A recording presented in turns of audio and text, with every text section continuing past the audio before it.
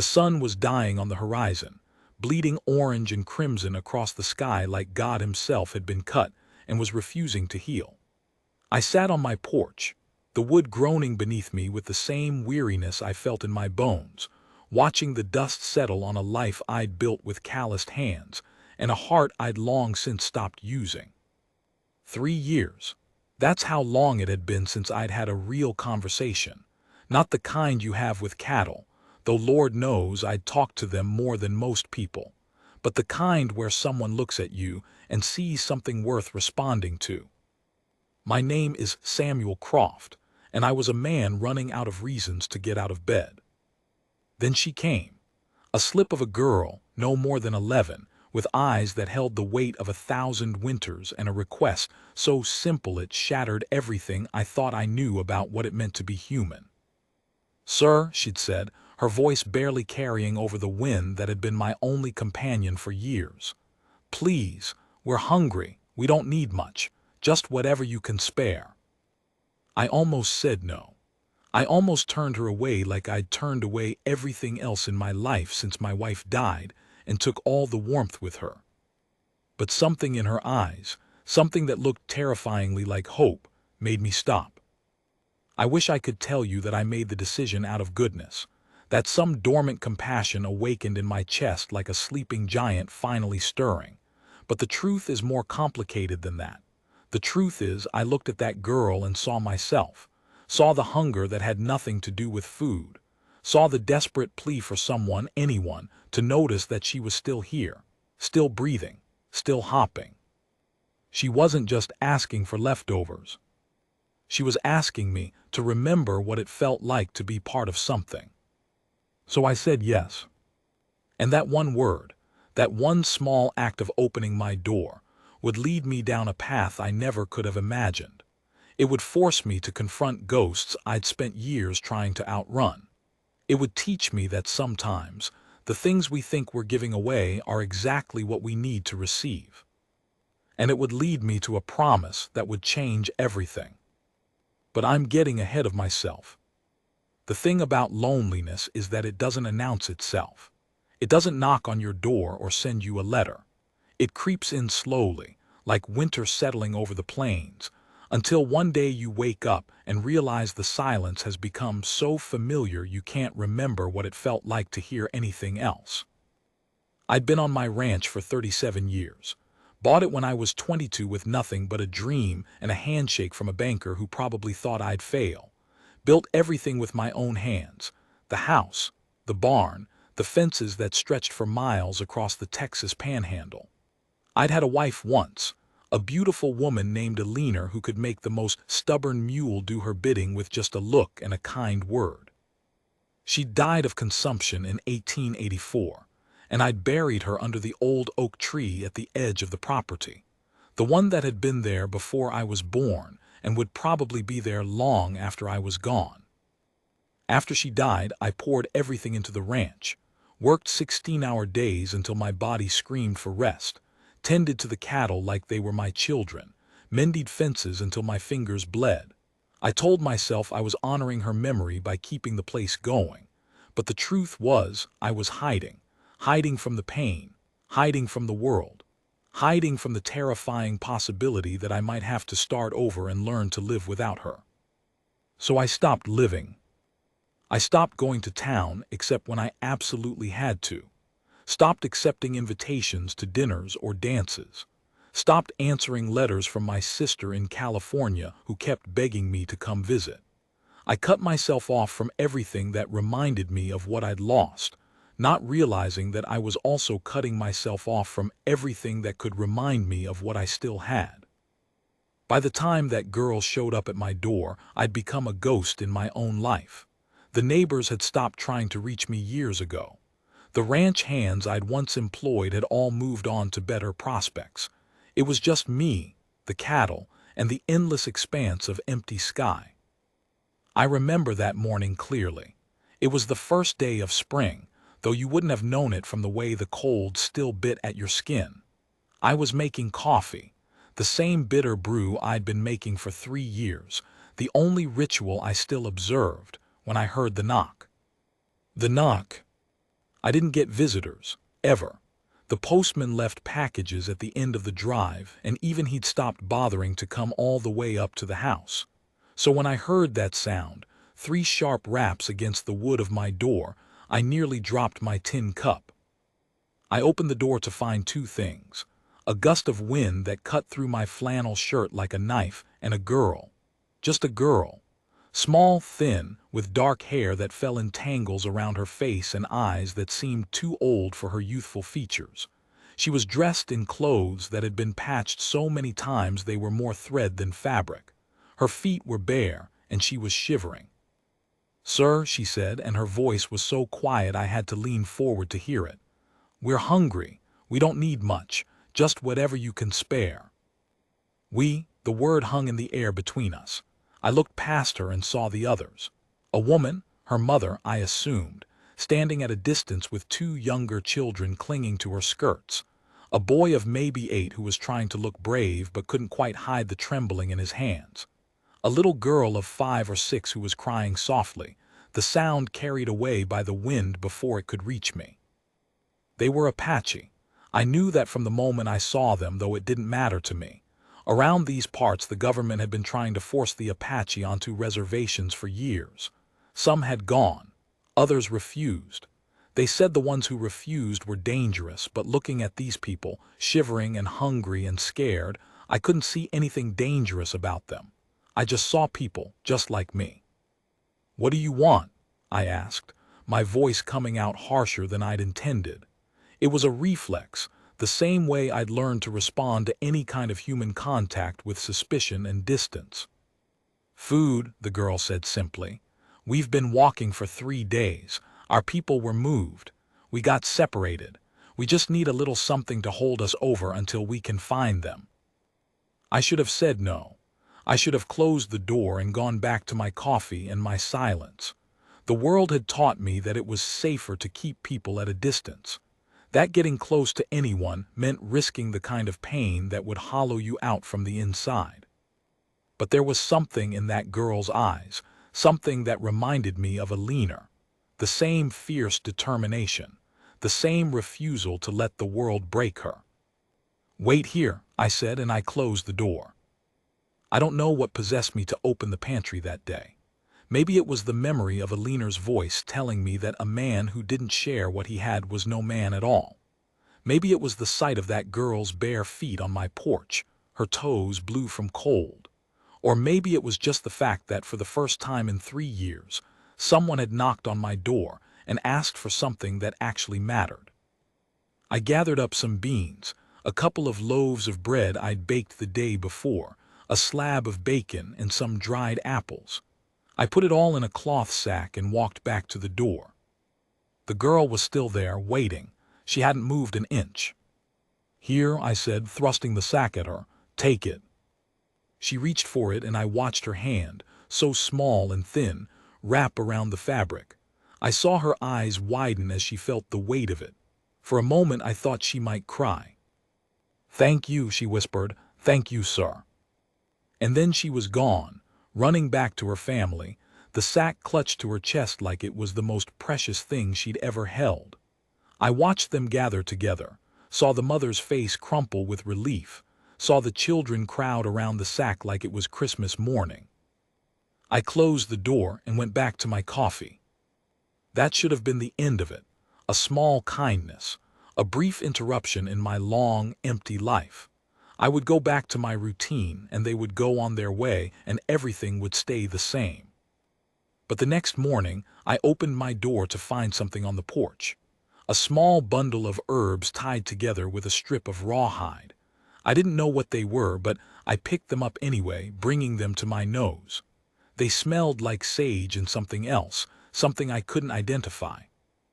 I looked around, but there was no one in sight. The herbs sat on my kitchen table for a week. I didn't know what to do with them, but I couldn't bring myself to throw them away. They were a reminder that something had happened, that I'd done something, that I'd mattered, even for just a moment. A week later, I found a small carved figure on the porch. A horse made of wood, its details so fine I could see the muscles in its legs. I turned it over in my hands, marveling at the craftsmanship. Another week and it was a bundle of dried berries, then a small piece of turquoise, then a woven bracelet, simple but beautiful. Every week something new appeared on my porch. Nothing big, nothing valuable in the material sense. But each item was a gift, left by someone who had nothing and still wanted to give something. I started leaving things out for them, a loaf of bread, some dried meat, a blanket I'd had stored away for years. I'd put them on the porch at night and they'd be gone by morning. Sometimes I'd find a new gift in their place. We never spoke, we never even saw each other. But somehow, through these small exchanges, we built something. A connection that didn't need words, a friendship that grew in silence. It was the strangest thing I'd ever experienced. I'd spent years pushing people away, convinced that I was better off alone. And now, here I was, looking forward to the morning ritual of checking the porch, feeling a sense of anticipation I'd thought was dead inside me. The gifts changed my life in ways I didn't fully understand. For the first time in years, I started to think about something other than my own grief. I started to wonder about these people who left me things. Who were they? Where had they come from? What was their life like? I found myself watching for them during the day, looking for the glimpse of movement in the distance, the small figures that might be them. I never saw them, but I felt them. Their presence was a comfort, a reminder that there were still good people in the world. The whole thing should have been a small, insignificant story. A man giving leftovers to a stranger. A few exchanges of gifts. Nothing that would change the course of anyone's life. But then, something happened that I could never have imagined. One night I was sitting on the porch, watching the sunset, when I heard footsteps in the gravel. I turned, expecting to see nothing, and instead saw a figure walking toward me. It was the mother of the children, the woman I'd seen that first day. She was older than I'd remembered, or maybe I'd just been too focused on the children to notice. Her face was lined with hardship, but her eyes were warm, and she walked with a quiet dignity that made my heart ache. "Hello," she said, stopping a few feet away from me. "Hello," I replied. My voice was rough from disuse, and I felt awkward, suddenly unsure of how to talk to another person. "I am Ruth," she said.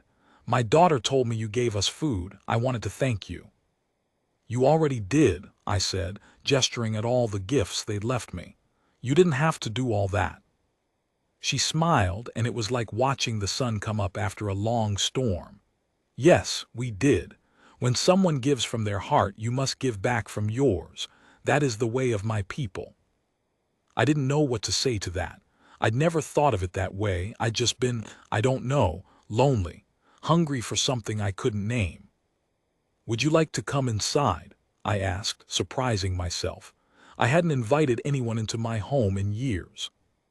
Ruth nodded, and I held the door for her, feeling like a clumsy fool.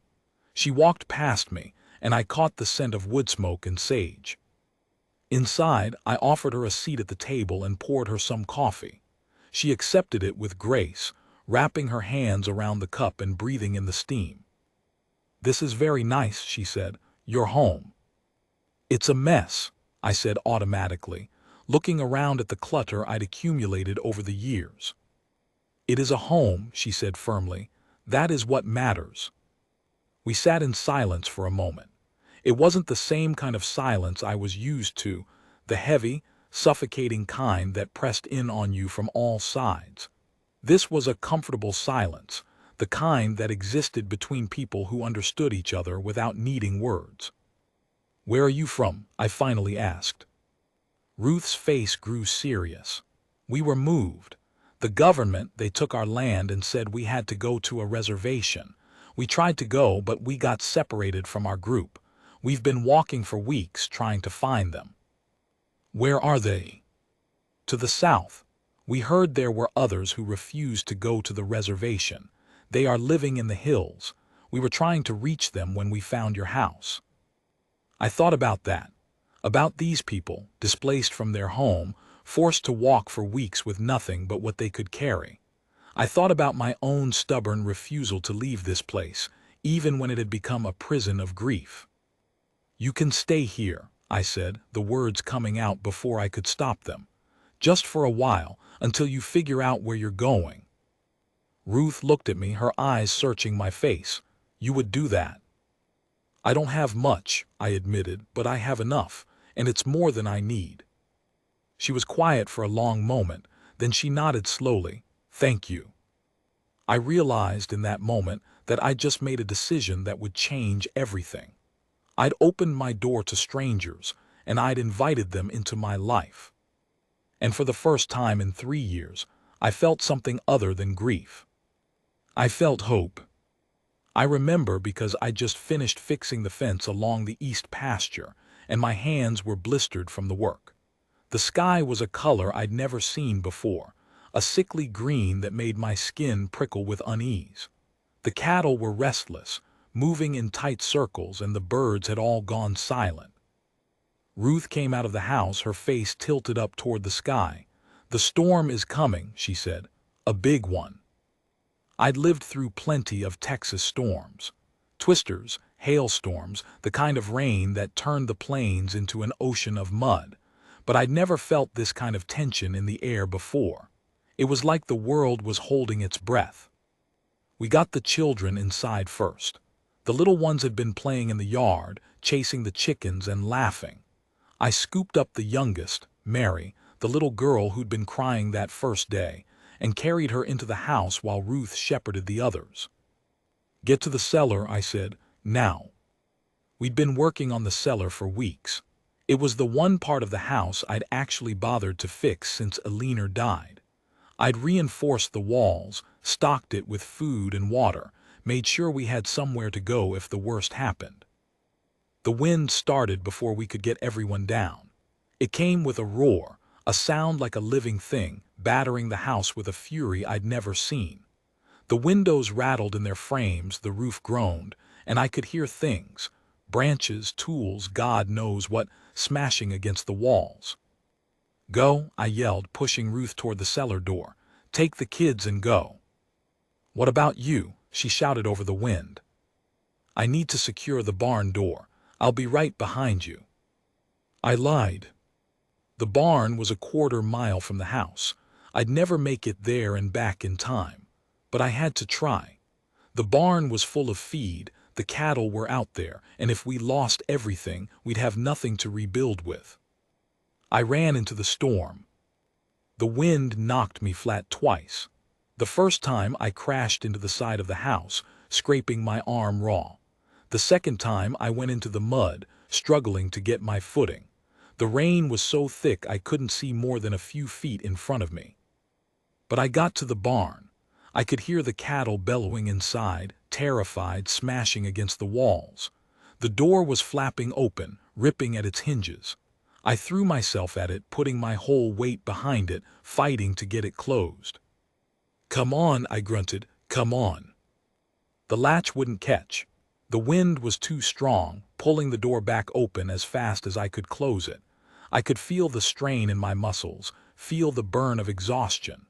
The rain was streaming down my face, blinding me, making everything slick and impossible. And then I felt a hand on mine. I looked up expecting to see Ruth, but it was the girl who'd knocked on my door that first day. She was there, her thin arms straining against the door, her face a mask of determination. "Push," she yelled. Together we pulled the door shut. I managed to get the latch secured, and we stood there, panting, watching the storm rage outside. "We need to get back to the house," she said. "Now." We ran. The house was intact, thank God. The wind had ripped some of the roof off and water was pouring in through the ceiling, but the walls were still standing and the cellar was below. We crashed through the door, slammed it shut behind us, and tumbled down the cellar stairs. Ruth was waiting. She gathered the girl into her arms, holding her tight, checking for injuries. "I had to help," the girl said, her voice trembling. "He needed help." Ruth looked at me. There was no anger in her eyes, only gratitude, and maybe something else, something that looked like understanding. "You are a good man," she said. "You risked your life for the animals, for us." "They're my responsibility," I said, shrugging off her praise. "It's what anyone would do." But I knew it wasn't true. I knew that the old me, the man I'd been before Ruth and her family arrived, would have stayed in the cellar and let the storm take everything. That man had given up, had stopped fighting. The storm lasted all night. We huddled in the cellar, listening to the world tear itself apart above us. The children cried, and Ruth held them, singing soft songs in a language I didn't understand. The girl who'd helped me with the barn sat next to me, her small body trembling. "Why did you help me?" I asked her. "You could have been hurt." She looked at me, and I saw something in her face that I'd forgotten existed. Courage. Pure, unshakable courage. "You helped us," she said simply. "We help you, that's what we do. We take care of each other." We take care of each other. Those words stayed with me long after the storm passed.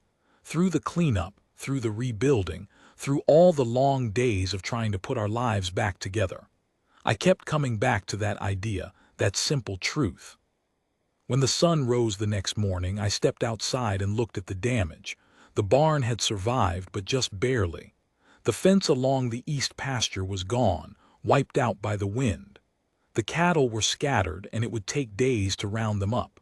The house had lost half its roof, and the cellar was flooded.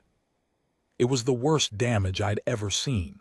But standing there, looking at the chaos, I didn't feel despair. I felt something else entirely. I felt alive. Ruth came out to stand beside me. "We'll fix it," she said. "We'll fix all of it." "How?" I asked. "It's going to take weeks, months." "We have time," she said, "and we have each other." So we started to rebuild. It was hard work, harder than anything I'd done in years. I'd grown soft and lazy, content to let the ranch slowly decay around me. But now I had a reason to work. People who depended on me. People who looked at me like I was important. The children helped. They couldn't lift heavy things, but they could gather nails, hold wood steady, fetch water. They were everywhere, a whirlwind of energy and laughter that filled the house with noise I'd thought I'd never hear again. The girl, I learned her name was Sarah, stayed close to me. She'd bring me water when I was working, sit with me in the evenings, ask me questions about the ranch. She wanted to know everything. How the cattle were cared for, how to mend a fence, how to tell if the weather was about to turn. "Why do you want to know all this?" I asked her one evening. She looked at me with those old eyes. "Because I want to be ready," she said, "in case something happens, in case I need to help." "You already helped," I said. "During the storm, you saved my life." She shook her head. "No, I just helped. That's what we do, we help." Those words became a kind of prayer for me. We help. We take care of each other. Ruth taught me things.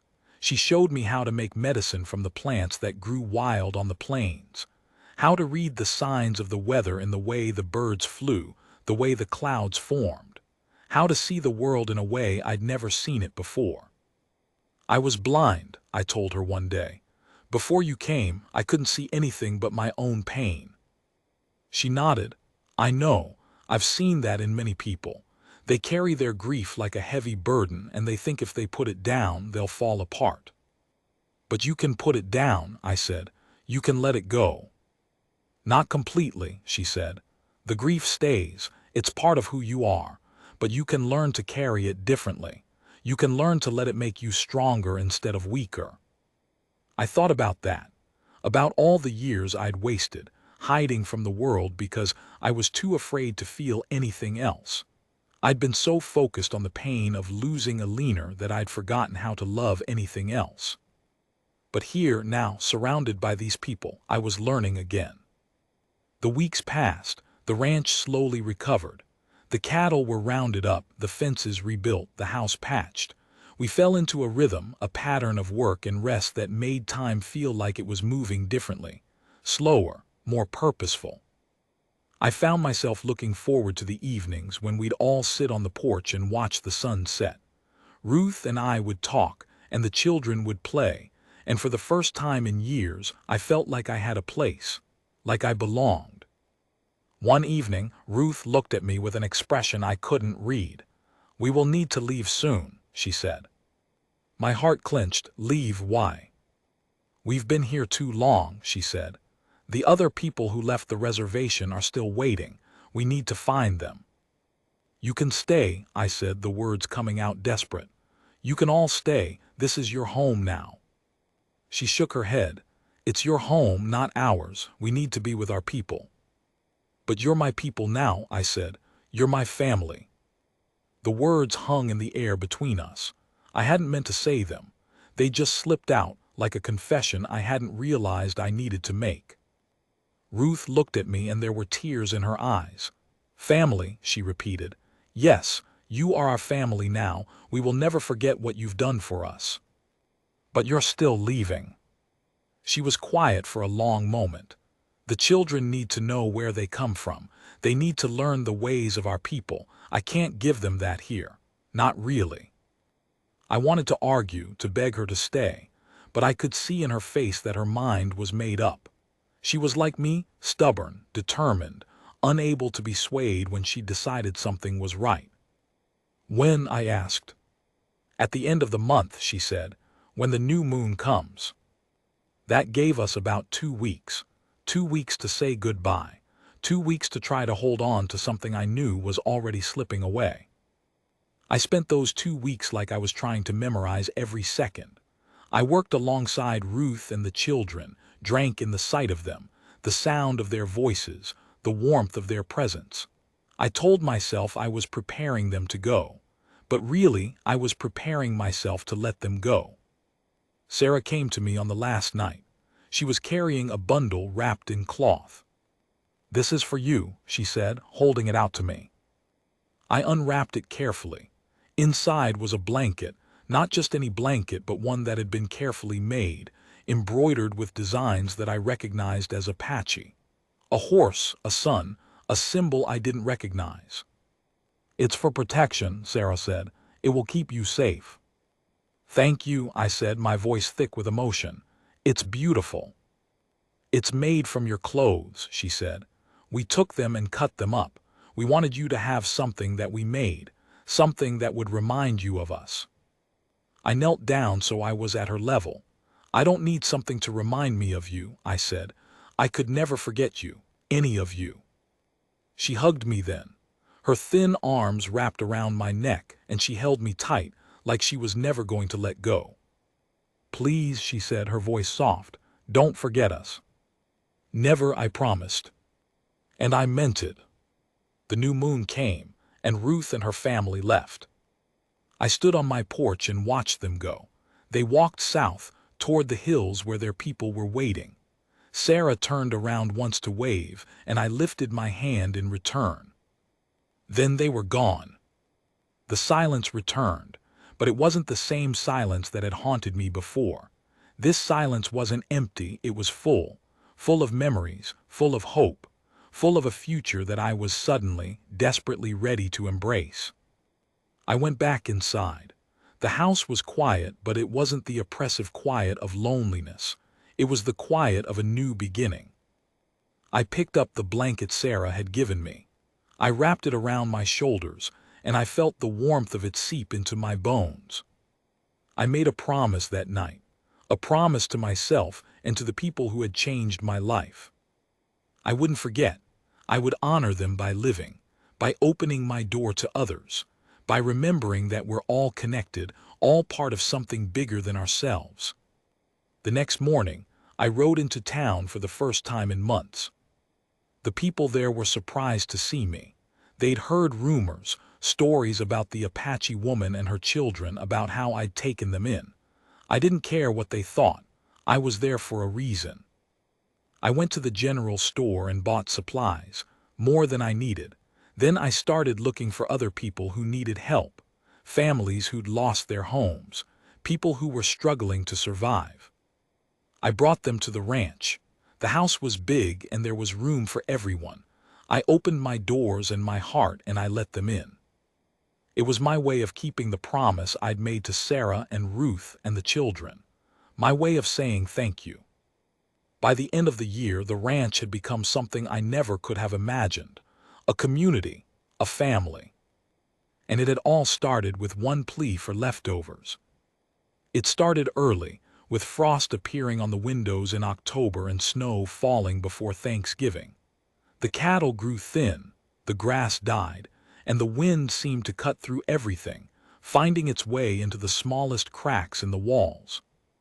I should have been worried. I should have been terrified that we wouldn't make it through. But I wasn't, because I wasn't alone anymore. The community I'd built had grown.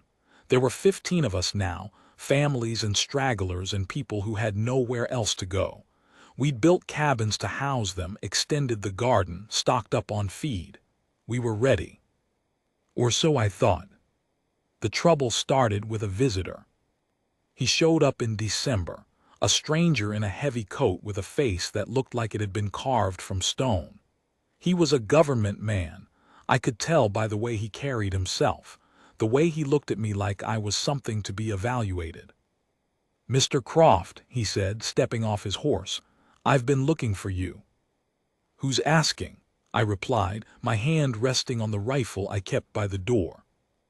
"Agent Patterson. I'm with the Indian Affairs Office. I'm here about the Apache." My heart sank. "What about them?" "I've been hearing reports," he said, his voice cold. "People say you've been harboring fugitives, people from the reservation." "Fugitives?" I repeated. "You mean refugees, people who were forced off their land?" "The land belongs to the United States government," he said. "By law, all Apache are required to remain on the reservation. Anyone who leaves is considered an outlaw." "I don't know what you're talking about," I said, though we both knew it was a lie. Patterson's eyes narrowed. "Don't play games with me, Croft. I have it on good authority that you took in an Apache woman and her children. If they're still here, you need to turn them over." They weren't there. Ruth and her children had left months ago, but I had other Apache people now, other refugees who'd found their way to my door. I wasn't about to give them up. "I don't have anyone here," I said. "You're mistaken." Patterson stared at me for a long moment. Then he nodded slowly. "All right," he said. "I'll be back, and if I find out you've been lying to me, you'll regret it." He rode off, and I went back inside, shaking. The others knew something was wrong the moment they saw my face. "What is it?" asked Joseph, a young man who'd come to us from the reservation. He'd been a scout in the army before he deserted, unable to stomach the way they treated his people. "Government man," I said. "He was asking about Apache." Joseph's face went pale. "They're looking for us." "Who?" "Everyone who left. The army's been rounding them up, sending them back to the reservation." "I won't let that happen," I said. "Not to any of you." But even as I said it, I knew it might not be my choice to make. I was one man with a small community against the full weight of the United States government. The next few weeks were tense.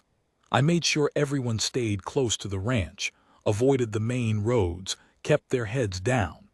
I rode out every day to check for signs of anyone approaching, my heart racing every time I saw a dust cloud on the horizon.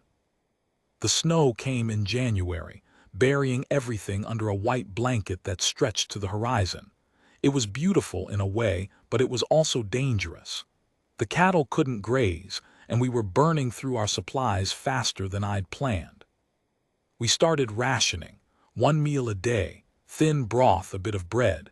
Everyone was hungry and the children were growing thin, but no one complained, not once. "Can't be helped," Joseph said. "We're survivors, we'll make it through." I admired his optimism, but I was worried. If the army didn't find us first, the winter might do the job for them. It was Sarah who came back first. I'd been out checking the fence line when I saw a figure approaching from the south. At first I thought it was a deer, moving through the snow. But then I saw the shape of it, small and thin, wrapped in a blanket that had patches of red and blue. "Sarah," I called out, not daring to believe it. The figure looked up and I saw her face. It was her, older, thinner, but unmistakably her. I ran toward her, my boots sinking into the snow with every step. She ran toward me, and we met in a crash that almost knocked me off my feet. "Mr. Croft," she cried, her voice ragged with exhaustion. I found you. I found you." "What happened?" I asked, holding her at arm's length. "Where's your mother? Where's everyone?" She started to cry, and I knew before she even spoke. "The army," she said. "They came, they took everyone, took my mother, took my brothers and sisters. They're all gone. All of them. Everyone except me. I escaped. I ran and I ran and I ran." She collapsed into my arms, sobbing, her thin body racked with grief. I carried her back to the house, wrapped her in blankets, fed her soup. I didn't ask any questions. I just held her while she cried. That night, after Sarah had fallen asleep, Joseph came to me. "She's the girl," he said, "the one who was with you during the storm." "Yes," I said, "she's the one." "Where are the rest of her people?" "Taken," I said, "by the army. They were sent back to the reservation." Joseph was silent for a moment. Then he said, "We have to do something." "What can we do? We're outnumbered, outgunned." "We can fight," he said. "We can show them that we won't be pushed around." "And what good will that do? They'll send more soldiers. They'll burn us out." Joseph shook his head. "I didn't mean fight with guns. I meant fight with words, with truth. We have to make people see what's happening. We have to tell the story." "What story?" "The story of a girl who was forced from her home. A story of a people who are struggling to survive. A story of kindness and cruelty and everything in between." I thought about that, about all the things I'd seen, all the things I'd learned. The world needed to hear it, needed to understand that there was more to the story than what the government was telling. But I didn't know how to do it. I was just a rancher, a recluse, a man who'd spent most of his adult life hiding from the world. "You're not hiding anymore," Sarah said, coming up behind me. I turned. She was awake, standing in the doorway. Her face was pale, but her eyes were clear. "Your mother," I said, "Ruth, she taught me that I needed to stop hiding, that I needed to live." "Yes," Sarah said, "she did, and now you have to teach others." I looked at Joseph. I looked at Sarah. I looked at all the people who'd gathered around me, all the people who depended on me. "All right," I said, "we'll do it." The next morning, I saddled my horse and rode into town. The streets were empty. Everyone was inside, trying to stay warm. But the door to the general store was open, and I knew the owner, a gruff man named Elias, would be there. "Samuel Croft," he said, surprised. "It's been a long time." "I know," I said. "I need your help." I told him everything, about Ruth and her children, about the gifts they'd left on my porch, about the way they'd changed my life, about the army rounding them up and sending them back to the reservation. Elias was a hard man, the kind who'd seen too much and trusted too little, but I could see something in his eyes when I told him the story, something that looked like shame. "We knew," he said. "We all knew what was happening, we just didn't want to see it." "Now you can," I said. "Now you can do something about it." "What do you want me to do?" I told him about my idea, about making people understand, about telling the story to anyone who would listen. Elias nodded slowly. "All right," he said. "I'll spread the word. There are others in town who will help." The word spread. Not fast, but slowly, like roots growing under the earth. People started coming to the ranch. They listened to our stories. They saw the faces of the people we were helping. They began to see that the people they'd been taught to fear were just like them. The army came back in February. But this time, they didn't come with guns. They came with a message. Agent Patterson rode up to the house with a group of soldiers. But when he dismounted, there was something different about him. Something that looked almost like defeat. "Mr. Croft," he said, "I've been ordered to cease operations." "What do you mean?" I asked. He handed me a letter. I opened it and read it. "I don't understand," I said. "What does this mean?" "It means we're done," Patterson said. "Someone in Washington heard the stories about what you've been doing, about the people you've been helping. They want to talk to you." "About what?" Patterson shook his head. "I don't know, but they want to hear what you have to say." I looked at Sarah, who was standing behind me. She looked back at me with something like hope in her eyes. "What about Ruth?" I asked. "What about her people?" "There are negotiations happening," Patterson said. "They're talking about letting them stay, about allowing them to live on their own land." "You mean your land?" I said. Patterson looked away. "I can't undo what's been done," he said, "but I can try to make it right." For the first time in a long time, I felt something I'd almost forgotten was possible. I felt hope. I'd been sitting on the porch when the postman rode up, a young man I'd never seen before, whose face was flushed from the cold. He handed me the envelope without saying a word, tipped his hat and rode off. I recognized the seal on the front. It was the same seal I'd seen on official documents for years, the seal of the United States government. I opened it with trembling hands. The letter was short, formal, and full of words that danced around the edges of an apology. It said that the government was reviewing its policies regarding the Apache. It said that there were complications with the reservation system. It said that representatives would be sent to speak with me. Most importantly, it said that Ruth and her family had been found, that they were alive, and that they would be allowed to return to their land, the land they'd been forced to leave. I read the letter 3 times before I believed it. "Sarah," I called out, running into the house. "Sarah, come here." She came running from the back room, her face full of worry. "What is it? What happened?" I handed her the letter. "Read it," I said. "Read what it says." She took the letter. Her eyes scanned the words, and I saw the moment she understood. Her face crumpled and she started to cry.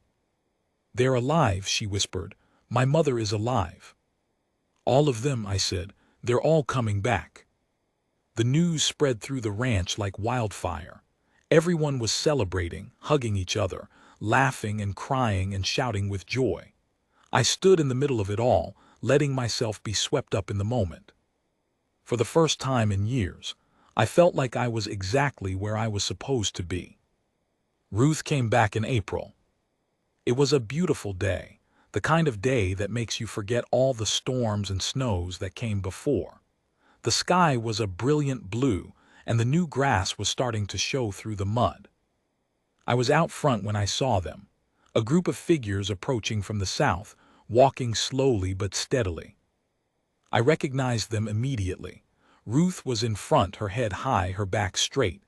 Behind her were the children, older now, but still the same children I remembered. All of them. I walked toward them, my heart pounding in my chest. Ruth saw me, and her face broke into a smile. "Samuel," she said, "we've come home." "Welcome home," I said, and I meant it with every fiber of my being. She embraced me, and I held her tight. The children gathered around us, laughing and crying, and for a moment the world felt perfect. The government negotiators arrived a few days later. They were nervous and uncertain, unsure of how to deal with a situation that didn't fit neatly into any box, but they listened. They heard our stories, and they promised to do better. It wasn't a perfect solution. There were still problems, still tensions, still wounds that would take generations to heal, but it was a start, a beginning. The hardest part, I realized, isn't knowing what's right. It's having the courage to fight for it, even when the odds are against you. The years passed. The ranch grew. We added more cabins, more fields, more cattle. The community continued to flourish, a blend of cultures and backgrounds that somehow found a way to work together. Sarah grew up. She married a young man from the reservation who'd come to work on the ranch, and she gave birth to a beautiful baby girl. They named her Ruth. I became known as a story.